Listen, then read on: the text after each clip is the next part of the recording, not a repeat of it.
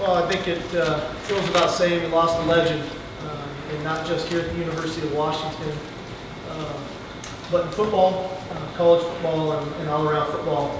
I think Coach James set a standard of excellence that is felt here every single day.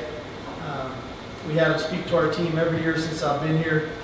And being a young head coach, I've leaned on a lot of examples that he set. You know, he became a head coach at the age of 39. And I was able to lean on him from some of the experiences that he had as a young head coach that he was able to share with me that I've tried to put into action.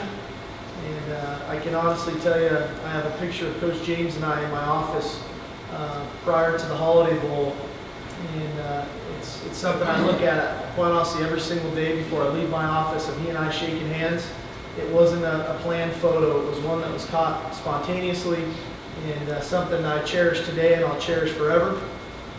I think in speaking of him, he had a tremendous amount of respect in the coaching fraternity.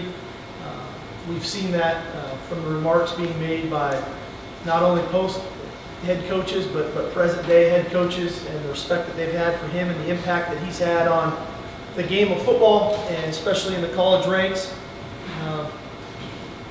I think for me, he had an impact obviously on the players that played for him, the coaches that coached with him, but I think on the entire University of Washington and our community, the impact that he left and the legacy he's left here is something that's unparalleled. I think the one thing from a personal note that stands out to me, and it got mentioned to me again today by Gertrude Peoples, who was here from the beginning with Coach James, is how he treated people and the way he treated people regardless of your title, regardless of what your name was. He treated you with respect, and quite honestly, that's something from the day I met Coach James and in talking to people, something I've tried to emulate that he's definitely passed along to me. I will say I've had a chance to visit with Carol a couple of times now over the last 24 hours, and obviously our thoughts and prayers are with Carol and the James family. I think it is fitting that this weekend is homecoming, and we have an amazing opportunity to celebrate Coach James in a very tasteful manner. So we'll do our best to get that done. Obviously Saturday at the ball game, and then Sunday at the service. So he'll be missed. He's left a tremendous impact on a lot of lives here, and hopefully we can carry it on with what he left with us. So on that note, we'll make a little bit of a transition to our current football team and the ball game on Saturday. It didn't get any better looking at the film. The way it looked in person was kind of what it looked like when you looked at the film. And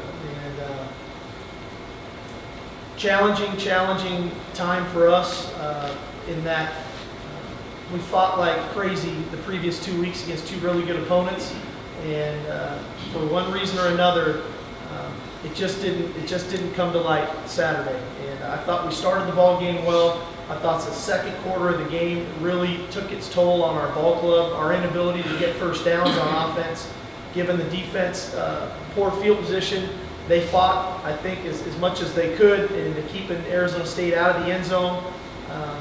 It was a 15-7 ball game with 3:48 left in the first half, and we couldn't get a first down. And finally, they wore us out. We missed some tackles, and then bang, the game is 29-7. So obviously, as I touched on Saturday, and I'll say it again, my job here at the University of Washington is to prepare our players to be successful and to prepare our coaches to be successful, whether it's through conditioning, whether it's through scheme, whether it's through fundamentals and technique, whether it's through motivation, emotionally, mental toughness, whatever that is. And I didn't get it done Saturday. And so the buck stops here, and we will be better Saturday. We will play harder, faster, more physical Saturday, and we're going to play a really good football game Saturday night.